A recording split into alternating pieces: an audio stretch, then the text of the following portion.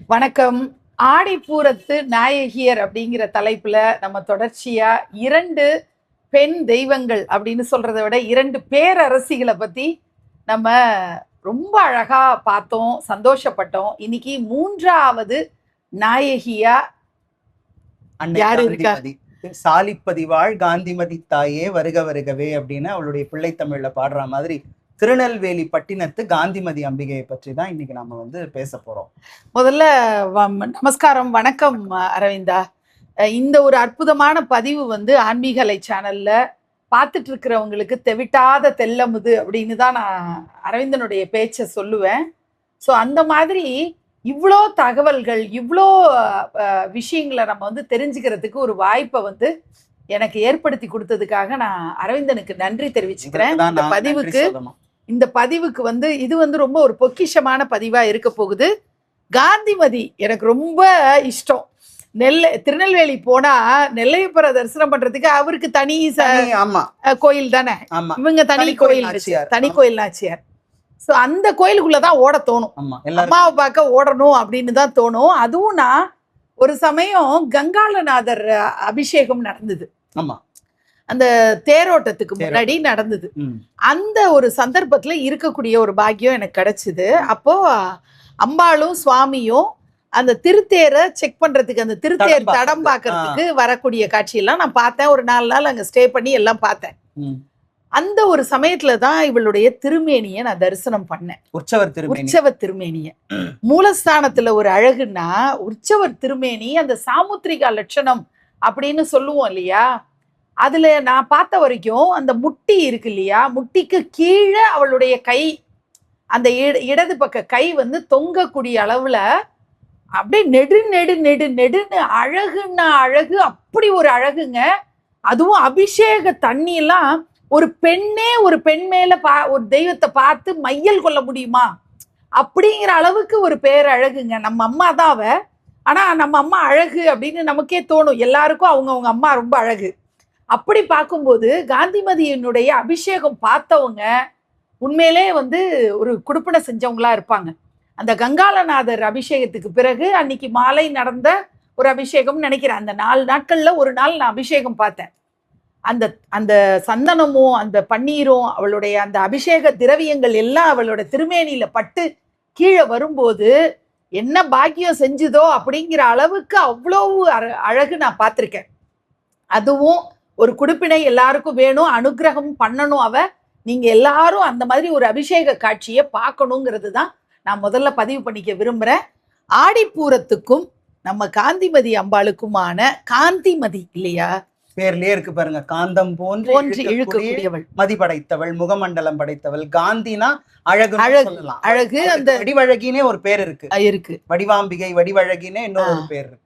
எங்களுக்கு என்னோட அப்பா சைடு குலதெய்வமும் வடிவழகி. ஆமா. அதனால இப்போ நீங்க அரவிந்தன்ட்ட இப்ப நான் கேட்டுக்கிறது காந்திமதி அம்பாளுக்கும் ஆடிப்பூரத்துக்குமான தொடர்பு பத்தி நம்ம நிறைய விஷயங்கள் தெரிஞ்சுக்கலாம். கண்டிப்பா. எங்க இருந்து தொடங்குறது அப்படின்னா ஒரு வழக்கு சொல்ல இருந்தே தொடங்கலாம். ஏன்னா இங்க சொன்னா அது ரொம்ப சரியா இருக்கும். ஏன்னா உங்களுடைய குலதெய்வம் வந்து வடிவழகி, அவங்க பெருமாள் வீட்டுக்கு குலதெய்வம் வந்து நம்ம திருப்பதி பெருமாள். அந்த உற்சவருக்கு மலையப்பன் அப்படின்னு பேர் இருக்கு. திருநெல்வேலியில சில 100 ஆண்டுகளுக்கு முன்னாடி ஒரு வழக்கு மொழி ஒண்ணு இருந்துதான். இந்த நாட்டு சொல்ல சில வாசகங்கள் பயன்படுத்துவாங்க பாத்தீங்களா. காந்திமதியோடைய சொத்து, மலையப்பனுடைய சொத்து காந்திமதி அங்கவடிக்கு காணாதுன்னு சொல்லுவாங்க. அவ்வளவு சொத்துக்காரி. காந்திமதி அங்கவடிக்கு காணாது. அங்கவடினா என்னன்னா, இந்த இதுல குதிரை வாகனத்துல எல்லாம் வரும்போது கால் வைக்கிறதுக்குன்னு ஒரு அங்கன்வடின்னு ஒண்ணு இருக்கும். அங்கவடி இருக்கு, அந்த தோளால செய்யப்பட்ட அந்த அங்கவடி இருக்கு. அது போன்று அவளுடைய அங்கவடிக்கு மலையப்பன் சொத்தே காணாது. அப்ப எப்பேற்பட்ட பணக்காரியா இருந்திருப்பா. இப்ப ஏன்னா இப்ப நம்ம இதுக்காக நம்ம சொல்லல, திருப்பதிக்கெல்லாம் வந்து போக ஆரம்பிச்சது இல்ல அதிகப்படியாக அங்க வந்து செல்வம் சேர ஆரம்பிச்சது கடந்த ஒரு 100-150 ஆண்டுன்னு வச்சுக்கோங்க. ஏன்னா அது மலைக்கு மேல இருக்கு, ரொம்ப கஷ்டமான மலைப்பாதைகளை கடந்து போனோம். அவ்வளவு சுலபமா அப்பெல்லாம் வந்து வசதிகள் கிடையாது, இல்ல போக்குவரத்து வசதி கிடையாது. ஏன்னா அப்ப வந்து மலை ஏறணும்னே நீங்க காட்டுப்பகுதி வழியா தான் ஏறும். இப்ப ஏறினாலே நமக்கு வந்து காட்டு பன்றிய பாக்குறோம், சிறுத்தையை பாக்குறோம், அதை பாக்குறோம், இதை பாக்குறோம். அப்ப மேல போயிட்டு வர்றதுக்கான வசதி எல்லாம் ரொம்ப குறைச்சலா இருந்த காலகட்டம். நமக்கு அப்புறம் எல்லாம் நமக்கு பரிணாம வளர்ச்சியில எல்லாம் வளர்ந்த பிறகு எல்லாம் மேல போயிட்டு வர ஆரம்பிச்சாங்க. செல்வம் அங்க சேர்ந்தது. ஆனா சில 100 ஆண்டுகளுக்கு முன்னாடி இவ பெருஞ்சொத்துக்காரியாக இருந்திருக்கிறாள். பழைய புகைப்படங்கள் உங்களுக்கு கிடைச்சதுன்னா நீங்க எடுத்து பாருங்க. காந்திமதியினுடைய உச்சந்தலையில இருந்து உள்ளங்கால் வரைக்கும் ஆபரணம் தரிச்சிருப்பாங்க. இந்த கால் வரைக்கும் ஆபரணம் இருக்கும். அவ ஆடை எங்க போட்டிருக்கானே தெரியாது, அணிவிச்சிருப்பாங்க தெரியாது. கொத்து கொத்தா தங்கமும் வைரமும் வைடூரிய ஆபரணங்களும் தலையில இருந்து கால் வரைக்கும். ஒரு சின்ன சின்ன பதக்கங்கள் கூட கையில தொங்கும், இடது கையில வலது கையில. அவ்வளவு சொத்துக்கு அதிபதி வந்து இந்த காந்திமதி. ஏன் அப்படின்னா இது அவளுடைய ஸ்தல புராணத்தோடு தொடர்பு பட்டது. நம்ம நெல்லையப்பர் அங்கிருந்து தான் தொடங்கணும். நீங்க சொன்னது போல இவள் அங்கு தனி கோயில் நாச்சியார். பெரிய கோயில் நெல்லையப்பர் கோயில். ஆமா, ஏக்கர் கணக்குல இருக்கு. ஆமா, இவளுக்கு தனி கோயில் இருக்கு. காந்திமதிக்கு அங்க வந்து தனி கோபுரம் எல்லாமே தனி, வழிபாதையும் தனி, எல்லாமே தனி. இவளுக்கு எப்படி அங்க வந்து ஆடிப்பூரம் சிறப்பு அப்படின்னு சொன்னா, நான் சொன்னது போல இது அந்த ஸ்தல புராணத்தோடு சம்பந்தப்பட்டது. சுவாமி என்ன பண்றாரு, சிவபெருமான் கைலாசத்துல இருந்து, அம்மா நீ வந்து பூமிக்கு போ, பாண்டிய தேசத்துல அதுவும் இந்த சாலிப்பதிக்கு போ. சாலினாலே நமக்கு நெல்லுதான், நெல்லு. சாலிப்பதிக்கு போ, நான் உனக்கு 2 நாழி நெல்லு கொடுக்குறேன். அதை எடுத்துக்கிட்டு போய் அந்த மக்களை வேளாண் குடி சார்ந்த மக்களாக மாற்றி அவர்களுக்கு எப்படி வந்து வேளாண்மை செய்யணும், அதை கொண்டு எப்படி வியாபாரம் பண்ணணும் அப்படிங்கறதையெல்லாம் சொல்லி கொடுத்துட்டு வா அப்படின்னு சொல்லி கொடுத்ததாக அந்த ஸ்தல புராணம். தேவி அந்த 2 நாழி நெல்லையும் தன்னுடைய வயிற்றுல கட்டிக்கிட்டு வரா. அருமை. வயிற்றுல கட்டிக்கிட்டு அவ வரா. அந்த 2 நாழி நெல்லை எடுத்துக்கிட்டு வந்து இந்த திருநெல்வேலியில இருக்கக்கூடிய மக்களை வேளாண் மக்களாக, உயர்குடி மக்களாக மாற்றி, விவசாயம்னா என்ன, அதனுடைய பயன்கள் என்ன, அது உங்களுக்கு எப்படி பயன் தரும், அதை எப்படியெல்லாம் பயனுள்ளதாக நீங்க மாற்றணும், அதை செய்வதால் மற்ற உயிர்கள் எப்படி தழைத்து செழித்து இருக்கும் என்பதையெல்லாம் சொல்லிக் கொடுத்த அந்த வேளாண் குடிக்கு தலைவி இந்த காந்திமதி. அதனாலதான் இவர் பெருஞ்சொத்துக்காரி, பேரரசி. இப்ப நம்ம 2 பேரரசிகளை பார்த்தோம். இவள் அப்பேற்பட்ட ஒரு பேரரசி. என்னங்க நீங்க யோசிச்சு பாருங்க. நான் சொன்னேனே, ஆன்மீகம் வெறும் கோயிலுக்கு போறோம், சாமி கும்பிடுறோம், வரோங்கிறதா இல்ல, அது நம் வாழ்வியலோடு தொடர்பு பட்டது என்பதை இந்த ஸ்தல புராணங்கள் மூலம் நாம ரொம்ப அற்புதமா தெரிஞ்சுக்கிறோம். ஆக மொத்தம் இப்ப நம்ம ஏற்கனவே 2 பெண் தெய்வங்களை பார்த்தோம், பேரரசிகளை பார்த்தோம்னா அவங்களுக்கு ருதுசாந்தி வைபவம் நடக்கும். ஆனா இவளுக்கு நடக்கக்கூடிய ஆடிப்பூரத்து வைபவம் கொஞ்சம் வித்தியாசம். அதுவும் வாழ்வியலோடு சம்பந்தப்பட்டதுதான். எப்படி ஒரு இடத்த வந்து தயார் பண்றோம், மனையை தயார் பண்ணி பிறகு அங்க நாத்து நட்டு அதை விளைவிச்சு அது முழுக்க கதிர்ந்து முதிர்ந்து இருக்கக்கூடிய அந்த நிலையை காட்டக்கூடிய வடிவம் காந்திமதியினுடைய வடிவம். உற்பத்தியினுடைய முழு வடிவம் எதுமா, ஒரு பெண் வந்து உற்பத்தி ஆகி நல்ல நிறமாச கர்ப்பிணியா சூழ் கொண்டு இருக்கிற. நிறைய பேர் என்ன நினைச்சிட்டாங்க, இப்ப இருக்கிறவங்க எல்லாம் அவளுக்கு வந்து ஏதோ அவ கர்ப்பவதியாகவே ஆகி அவளுக்கு வந்து வளைகாப்பு பண்ணி 5 சாதம் வச்சு இப்ப அந்த மாதிரி நிறைய மாத்திட்டாங்க. அவளுக்கு இரண்ய கர்ப்பம். அவளுடைய கர்ப்பத்துல வந்து எந்த உயிரும் அது இந்த உலகமே அவளுடைய கர்ப்பம். உலக ஜீவராசிகள் எல்லாத்துக்கும் அம்மா. அவளுக்கு இன்னொரு பேர் இருக்கு, ஜெகஜனனி. உண்ணாமலைன்னு ஒரு பேர் இருக்கு இல்லையா நம்ம திருவண்ணாமலையில. என்னன்னா அவளுக்கு குசம், அபீத்த குசம். அந்த பயோதரத்தில் யாருமே வாய் வைத்து பால் பருக முடியாது. ஏன்னா இந்த உலகமே அவளுடைய இரண்ய கர்ப்பத்தில் உருவானதுதான். அவளுக்கு கர்ப்பமா அப்படின்னு கேட்டா இல்ல, இதுதான் அதனுடைய பின்னணி. அந்த வயிற்றுல இருந்து அவ எடுத்துக்கிட்டு வந்த அந்த நெல்லை வச்சுதான் விவசாயத்தை எல்லாம் மக்களுக்கு சொல்லி கொடுத்தா. இன்னும் நீங்க நுட்பமா கவனிச்சீங்கன்னா அந்த காலகட்டத்துல ஒரு ஆண் அந்த ஏர் உழுது கொண்டு முன்னாடி போவார். விதை நெல் பெண்ணிடம் தான் இருக்கும். அவங்க தூவிக்கிட்டே போவாங்க. விதை நெல் பெண்ணுடைய மடியில தான் கட்டி வச்சிருப்பாங்க. எடுத்து தூவிக்கிட்டே போவாங்க. ஏன்னா அது பெண்ணால தான் கொடுப்பாங்க அந்த வேலையை. அதைத்தான் அதனுடைய வடிவம் தான் அன்னை காந்திமதியை நாம இங்க வந்து பாக்குறோம். கொடுப்பாங்க. அப்படிதான் தேவி வந்து அதை செஞ்சு இங்க எப்படி ஆடிப்பூரத்தில் தொடங்குகிற இந்த விஷயம் ஐப்பசி பூரத்தில் நிறைவாகிறது. ஏன்னா அப்ப விளைச்சல் வந்து எல்லாம் போகம் விளைஞ்சு மக்களுக்கான அத்தனையும் கொடுத்து விட்டு தேவி தவத்துக்கு போயிடுவாங்க. ரொம்ப விசேஷமான ஒரு கோலம் அங்க காந்திமதிக்கு உண்டுன்னா, கால்ல இருந்து தலையில இருந்து கால் வரைக்கும் முழுக்க அவளை திருநீராலே காப்பிட்டு இருப்பாங்க. முழுக்க திருநீர் காப்பு. ஏன்னா அவ தவக்கோல நாயகியாக சிவமும் சக்தியும் வெவ்வேறு அல்ல எனக்கூடிய காட்சியை காமிச்சு தவத்துல நிக்கிற மாதிரியே தான் இருக்கும். ஒற்றை காலை ஊண்டி கமண்டலம், ஜபமாலை, அந்த தடி எல்லாமே வைத்து கொண்டு வரக்கூடிய அலங்காரம் ஐப்பசியில நடக்கக்கூடிய ஒரு ஒரு நாள்ல அது நடக்கும். ஐப்பசி பூரத்துலதான் அவளுக்கு கல்யாணம் நடக்கும். ஏன்னா எல்லா வேலையும் முடிச்சாச்சு. இப்போ முடிச்சாச்சு, சிவத்தோடு போய் ஐக்கியமாகணும். சிவத்துக்கிட்ட போனோம்னாலும் அம்பாளே இருந்தாலும் தவம் பண்ணணும் அப்படிங்கறத அந்த விஷயத்தை காட்டியதும் அன்னை காந்திமதி தான். நான் சக்தியாகவே இருந்தாலும் அடுத்து என்னது, சாப்பிட்றோம் கொள்றோம்னா அடுத்து கடவுளை போய் சேரணும், கடவுள் அனுபவத்தை பெறணும்னா தவம் பண்ணணும்பா. அந்த தவத்தையும் எப்படி பண்ணணும்னு நான் காட்டுறேங்கிற தவக்கோல நாயகி வடிவமும் காந்திமதிக்கு ரொம்ப சிறப்பா அந்த ஐப்பசி விழாவில் வந்து பண்ணி காட்டுறாங்க. அதையும் பார்த்து விட்டு சிவத்தோடு போய் அவள் வந்து ஐக்கியமாகிறாள். ஐப்பசி பூரத்துலதான் அவளுக்கு வந்து கல்யாணமும் பண்றாங்க. இப்போ விதை நெல்கள்லாம் கிடைக்காத காலத்துல சில ஆண்டுகளுக்கு முன்னாடி என்ன மாத்திட்டாங்களாம், முளைக்கட்டின பச்சை பயிர். முளைக்கட்டின பச்சை பயிரை தான் அம்பாளுடைய மடியில கட்டுறாங்க. அப்பெல்லாம் நெல்லே கட்டுவாங்களாமா. அந்த நெல்லுல இருந்துதான் விவசாயம் பண்ற மக்கள்லாம் கொஞ்சம் கொஞ்சம் நெல் எடுத்துட்டு போவாங்களாமா. அவங்களுக்கு அது அப்படிதான் பகிர்ந்து கொடுக்கப்படுமா. இப்ப விதை நெல்கள் ரொம்ப இதை அரிதாகி விட்ட காலத்தினால என்ன பண்றாங்க, முளை கட்டிய பச்சை பயிரை வந்து அம்பாளுடைய மடியில கட்டி அதை அங்க வர்றவங்க பெண்களுக்கெல்லாம், குழந்தை பாக்கியம் இல்லாதவங்களுக்கு எல்லாருக்கும் கொடுக்குறாங்களா, இதுக்குதான்னு கிடையாது, எல்லாத்துக்கும் கொடுக்குறாங்களா. நான் அதை கூட என்னன்னா நம்மளுடைய வரலாற்றோடு தொடர்பு படுத்தி பாக்குற ஒரு இது இருக்கு. நம்ம சிந்து சமவெளி நாகரிகத்துல அகழ்வாராய்ச்சி எல்லாம் பண்ணாங்க.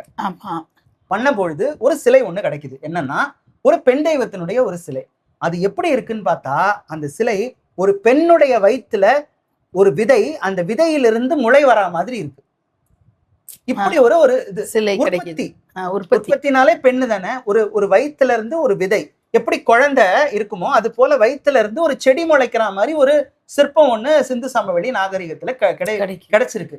நான் அதை இதோடு தொடர்பு படுத்துறேன். அவளுடைய வயிற்றுல என்ன இருக்கு, அந்த முளை கட்டிய பயிர், அதுல இருந்து செடி வந்தா மாதிரி தானே இருக்கும். அது காந்திமதி கிட்ட அது இருக்குதுன்னு தெரிஞ்சப்போ எனக்கு அதை நான் தொடர்பு படுத்தி பாக்குறேன். அப்ப எவ்வளோ அந்த சிந்து சமவெளி நாகரிகம்ன்றது ரொம்ப தொன்மையானதுன்னு சொல்லுவோம். அப்ப அதுக்கும் முன்னாடி இந்த சமூகத்துல நடந்திருக்கு வேளாண். ஒரு சுவாரஸ்யமான ஒரு செவி வழி செய்தியும் இருக்கிறது. அவையெல்லாம் இந்த வேலையெல்லாம் முடிச்சுட்டு மக்களுக்கு இப்படிதான்ப்பா இருக்கணும், வாழணும் சொல்லிட்டு சிவனோடு போய் ஐக்கியமாகிற பொழுது அங்க வந்து ஒரு 4-5 பல்லவ தேசத்து மக்கள் நின்றுட்டு இருந்தாங்களாம். அம்மா நீ வந்த சோழ நாடு சோறுடைத்து, அங்க கொஞ்சம் தூவன சோழ நாடு வளமையாயிடுச்சு.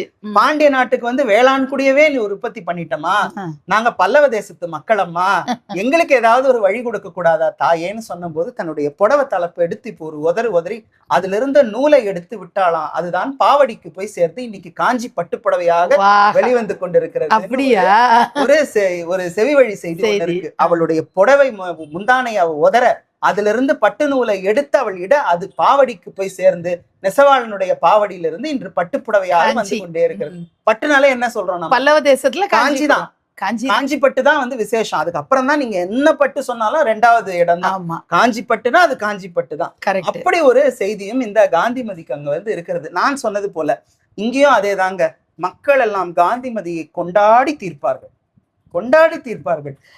அவ்வளோ அருமையா இருக்குங்க. லட்சக்கணக்கான மக்கள் கூட அந்த தேர் வலம் வர்றது, நெல்லையப்பர் மேல அந்த மக்களுக்கு இருக்கக்கூடிய அந்த ஒரு பக்தியும் அபிமானமும், காந்திமதி அம்மாவோட பேச்சு தான் அங்க எல்லாமே. எனக்கு தெரிஞ்சு அந்த ஊர்ல நீங்க எந்த ஒரு வயசான பெண்மணியை பார்த்தாலும் நீங்க காந்திமதியா உணர்வீங்க. ஆமா, யாரு கூட பேசினாலுமே அவங்க காந்திமதியா நமக்கு கனெக்ட் ஆயிடுவாங்க. அந்த அளவுக்கு அங்க இருக்கக்கூடிய எல்லா பெண்களோட மனசுலயும் அம்மாவுக்கு அவ்வளோ ஒரு அருமையான ஒரு இடம் இருக்குது. காந்திமதிக்கு நிச்சயமாக இருக்கிறது. எனக்கு ஒரு சின்ன சம்பவம் நான் இது வரைக்கும் யார்கிட்டயும் பகிராதது நான் சொல்லணும்னு விருப்பப்படுறேன். இன்னைக்கு ஆன்மீகலை சேனல் பார்த்துட்டு இருக்கிற நம்ம நேயர்களுக்கு நான் ஷேர் பண்ணணும்னு நினைக்கிறேன். 2025 மதுரை மீனாட்சிக்கு நம்ம வந்து சித்திரை திருவிழா சமயத்துல கல்யாணத்துக்கு முன்னாடி மாப்பிள்ளைக்கு நம்ம போய் வஸ்திரங்கள்லாம் கொடுத்து நம்ம கொடுக்கணும்னு சொல்லி ஆசைப்பட்டு போனேன். அதை முடிச்சுட்டு திருநெல்வேலிக்கு வரேன். அங்க பத்திரிக்கையை வச்சு சொக்கநாதருக்கு எல்லாம் இது பண்ணிட்டு வஸ்திரங்கள்லாம் கொடுத்து சித்திரை திருவிழாவுக்காகவே பிரத்யேகமா வாங்கியிருந்த வஸ்திரங்கள்லாம் கொடுத்துட்டு அதுக்கப்புறம் நான் திருநெல்வேலிக்கு வரேன். மூலஸ்தானத்துல இவ பக்கத்துல நிக்கிற அந்த மூக்குத்தி அப்படி ஜொலிக்கும். அப்படி ஒரு அழகா நிக்கிறா. பார்த்துட்டு கண்ணு தான் நமக்கு திரை கட்டிடுமே. நமக்கு பிடிச்ச அம்பாள்லாம் பார்க்க கண்ணு வந்து அப்படியே தண்ணி சேர்ந்து போய் அவளோட அழகை நம்மளால முழுமையா வாங்கிக்கவே முடியலையே அப்படின்னு தோணும். பரிதவிக்கிற மாதிரி ஒரு நிலை. அப்படி அவளை பார்க்கும்போது எனக்கு நீ புடவை வாங்கிட்டு வரலையா அப்படின்னு ஒரு கேள்வி கேட்டா. எனக்கு தெரிஞ்சு நான் போய் மதுரை மீனாட்சிட்ட நான் பேசுவேன் பேசிக்கிட்டே தீப்பம்பா என்னோட வாழ்க்கையில நடந்த எல்லாமே அவளுக்கு தெரியும்னாலும் நான் சொல்லி சொல்லி அங்கலாய்க்கக்கூடிய ஒரு தெய்வமா எனக்கு அன்னை மீனாட்சி. காந்திமதி வந்து என்கிட்ட பேச்சு கொடுத்த மாதிரி எனக்கு ஒரு ஃபீல் ஆகுது. எனக்கான உணர்வு, நீ மீனாட்சிக்கு புடவை, அங்கேயும் இங்கேயும் ஒன்னாதான், ஒரே ஒருத்தி தான், தேசம் தானே, ஒரே ஒருத்தி தான், பல பேரா நமக்கு பாக்குறோம். ஆனாலும் பலவாய் விருந்து இருக்கிற ஒரு சுரூபம். ஆனாலும் என்கிட்ட நீ எனக்கு புடவை வாங்கிட்டு வரலையான்னு கேட்டா. அப்போ நான் வந்து எனக்கு அழுக வந்துடுது, ரொம்ப மனசு சங்கடமா போச்சு. ஒரு தெய்வம் வந்து நம்ம கிட்ட இப்படி நம்மள ஏதோ ஒரு உணர்வு அங்க அந்த சன்னிதானத்துல நான் ஒரு சங்கல்பம் எடுத்துக்கிட்டேன். அதை இதுவரைக்கும் நிறைவேற்றல, ஆனா நான் நிறைவேற்றணும். என்ன அப்படின்னா, உனக்கு நான் புடவை சாத்தல, கொண்டு வரல அப்படிங்கிறதுக்காக நான் ஒரு பிராயச்சித்தம் தேடிக்கிறேன். இந்த தப்பை நான் பண்ணிட்டேன். அதாவது தெய்வத்துக்கு நம்ம வந்து பூ மாலைகள் அது இது எடுத்துட்டு போவோம். ஆனா ஒரு அம்பாள் வந்து என்கிட்ட எனக்கும் புடவை வாங்கிட்டு வரலையான்னு கேட்டாலே அப்படிங்கிறதுக்காக நான் ஒரு சங்கல்பம் எடுத்தேன். 108 அம்பாளுக்கு புடவை சாத்தின பிறகு உனக்கு நான் பட்டு புடவை வந்து சாத்துறேன். அது எந்த தெய்வங்களுக்கெல்லாம் நான் வாங்கி கொடுக்க போறேன்னு எனக்கு தெரியல. பட்டு பீதாம்பரம் அப்படின்னு இல்லை. ஒரு அம்மா வந்து ஒரு பெண் தன்னோட மகள்கிட்ட எனக்கு புடவை வாங்கிட்டு வரலையா, வெயில்ல வேர்வையா இருக்குதே, ஒரு காட்டன் புடவை வாங்கி கொண்டு வந்து கொடுத்தா என்ன அப்படின்னு ஒரு கேட்குற உரிமையோட என்கிட்ட கேட்ட மாதிரி ஒரு ஃபீல். அது 2025 நடந்தது. 26 நம்ம மீனாட்சி திருக்கல்யாணமும் பண்ணிட்டோம். இடையில நான் நடுவில் போய் காந்திமதிட்ட இந்த ஒப்பந்தம் அப்படியே இருக்கு, நிச்சயமா நான் செயல்படுத்துவேன் அப்படிங்கிற ஒரு வாக்குறுதியும் கொடுத்துட்டு வந்திருக்கேன். இப்போ நேயர்களா இருக்கிற நீங்க எனக்கு அந்த ஆசீர்வாதத்தை கொடுங்க. ஏன்னா எல்லாரும் எவ்வளவோ பெரியவங்க எல்லாம் பாக்குறீங்க, இது நடக்கணும். 1 வருஷமா அது நடக்கல, அதற்கான முயற்சி என்னால எடுக்க முடியாம இருக்கு. நிச்சயமா அது நடக்கணும்னு சொல்லி என்னை எல்லாரும் ஆசீர்வாதம் பண்ணுங்க. காந்திமதியையும் நான் பிரார்த்தனை பண்ணிக்கிறேன். நான் வாங்கி கொடுக்குற புடவைய கட்டிக்கணும். அவள் அருளாலே அவள் தாள் வணங்கி அவ கொடுத்த விஷயத்த அவளுக்கே நம்ம கொடுக்குறோம். அதை கட்டிக்கிட்டு அவளை நான் பார்க்கணுன்ற ஒரு குடுப்பினையே அவ எனக்கு கொடுக்கணும் அப்படிங்கிறதையும் இங்க ஒரு பதிவா நான் சொல்லிக்க விரும்புறேன். தொடருங்க. அதே மாதிரி இன்னொரு பிரத்யேகமான ஒரு விஷயம் இருக்கு, இங்க இருந்து நம்ம சொல்லலாம். என்னன்னா, பொதுவாக பெண் தெய்வங்களுடைய ஆராதனை ரொம்ப பெரிய அளவுல நடந்த இடங்கள் எல்லாம் காமக்கோட்டம் என்றே அழைக்கப்பட்டிருக்கிறது. எப்படி நான் வந்து சுவாமியோடைய வழிபாடுகள் ரொம்ப தொன்மையாக நடந்த ஆலயங்கள் எல்லாம் காரோணம் என்று அழைக்கப்பட்டிருக்கிறதோ, பெண் தெய்வங்களுடைய ஆராதனையும் அவர்கள் சார்ந்து இருக்கக்கூடிய அந்த குடியும் ரொம்ப தொன்மையாக இருந்த அத்தனை இடங்களும் காமக்கோட்டம் என்றே அழைக்கப்பட்டிருக்கிறது. நம்ம காமக்கோட்டம்னா வெறும் காஞ்சிபுரத்துல இருக்கிற காமாட்சி அம்பாள் மட்டும் காமக்கோட்டத்து நாயகி அல்ல, காந்திமதிக்கும் காமக்கோட்டத்து நாச்சியார் என்ற திருப்பெயர் உண்டு. சூப்பர். திருக்காமக்கோட்டத்து நாச்சியார் என்ற திருப்பெயர் இவளுக்கு உண்டு. மதுரை மீனாட்சிக்கும் அவளுடைய கல்வெட்டு பேரே என்ன தெரியுமா? திருக்காமக்கோட்டத்து ஆளுடைய நாச்சியார் என்பதுதான் தேவியினுடைய கல்வெட்டு பேர். கல்வெட்டுலாம் ரொம்ப பழங்காலத்து கல்வெட்டுகள். அந்த கல்வெட்டுல அவளுடைய திருப்பெயர் என்ன? முன்னாடி திருக்காமக்கோட்டத்து ஆளுடைய நாச்சியார் என்ற கல்வெட்டா கிடைச்சது நமக்கு. அதுதான். அதே போன்று இவளும் திருக்காமக்கோட்டத்து நாச்சியார். ஏன்னா இது தனிக்கோயில் தான், நம்ம சொன்னது போல தனிக்கோயில் நாச்சியாராக இருக்கிறாள் அப்படின்னா அப்ப பாத்துக்கங்க. இதோட இந்த கனெக்டிங் த டாட்ஸ் அப்படின்னு இன்னைக்கு நீங்க எல்லாம் சொல்றோம் பாத்தீங்களா, இதெல்லாம் கனெக்ட் பண்ணி பாருங்க, உங்களுக்கு புரியும். இவளுடைய வழிபாடு அங்க தொன்மையானது, இவளால் உருவாக்கப்பட்டது அந்த வேளாண்குடி எல்லாமே தொன்மை அப்படின்னும் போது அது கடைசியா எங்க வந்து நிற்கும்னா காந்திமதியினுடைய திருவடியில தான் வந்து நிற்கும். அதே போன்று எப்படி இந்த நீலாயுதாட்சி நாகப்பட்டினத்து மக்களுக்கு ஒரு பெரும் ஏக்கம் இருக்கிறதோ, தங்களுடைய தேவியை அந்த சர்வாலங்கார பூஷித்தையாக எப்பொழுது நாங்கள் பார்க்க போகிறோம்ங்கிற ஏக்கம் இருக்கிறதோ, அதே ஏக்கம் திருநெல்வேலியை சார்ந்த மக்களுக்கும் இருக்கிறது.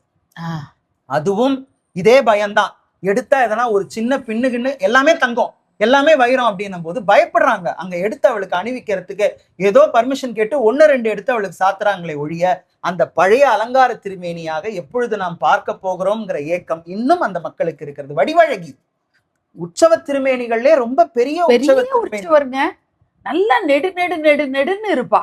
இப்ப நீங்க பாக்குறது வந்து இப்ப அண்மை காலத்துல செஞ்சது. முன்னாடி ஒரு உற்சவர் இருக்கு, ரொம்ப பெரிய திருமேனி. அவளுக்கு எந்த ஆபரணமும் தரிக்காமல் வெறும் ஒரே ஒரு பட்டு புடவை, அதுவும் மடிசார் கட்டுல கட்டி தலை நிறைய பூ வச்சு அவ ஒரு நாளைக்கு வருவா. அந்த பழைய உற்சவ திருமேனி அந்த காட்சியை பார்க்க தவங்கடப்பாங்களாம். ஆபரணமே இருக்காது, வெறும் பட்டு புடவை, ஒரு மஞ்சள் நிறை பட்டு புடவையோ அல்லது வெள்ளை நிறை வெண்சாத்து அவளுக்கும் உண்டு, காந்திமதிக்கும் வெண்சாத்து உண்டு. அவ கட்டிக்கிட்டு அந்த வரக்கூடிய அந்த அழகை, அந்த பழைய உற்சவர் திருமேனியை பார்க்கணும்னு காத்து கிடக்கிற மக்கள் அங்கேயும் உண்டு. எப்படி வந்து தேவி தன் உணர்வு சார்ந்த தன் மக்களோடு ஒன்றி போயிருக்கிறாள் என்பதற்கு சான்றாக அமைந்த இன்னொரு அற்புதமான தேவி. பாண்டிய தேசத்துல தொடங்கணும், சோழ தேசத்துக்கு போனோம், இப்ப மறுபடியும் பாண்டிய பாண்டிய தேசத்திலே தேசத்துக்கு வந்து நின்று இருக்கோம். அடுத்து எங்க போக போறோம் அப்படிங்கறது பார்க்கலாம். நிச்சயமா ஆடிப்பூரத்து நாயகியர் தொடர்ச்சியா நம்ம பார்த்துட்டு இருக்கிற 3 பேரரசிகளும் எவ்வளவு ஆனந்தத்தை அள்ளி கொடுக்குறாங்க நமக்கு. கேட்க கேட்க இன்பமா இருக்கு. அடுத்த பதிவுக்காக எல்லாரும் காத்துட்டு இருக்கலாம். நிச்சயமா நீங்க எல்லாருமே கெஸ் பண்ணியிருப்பீங்க. அடுத்து வரக்கூடிய ஆடிப்பூரத்து நாயகியா இவங்க தான் இருப்பாங்கன்னு ஒரு அனுமானம் இருக்கும். அந்த அனுமானம் சரிதானான்றதை அடுத்த பதிவுல நம்ம தெரிஞ்சுக்கலாம். நன்றி.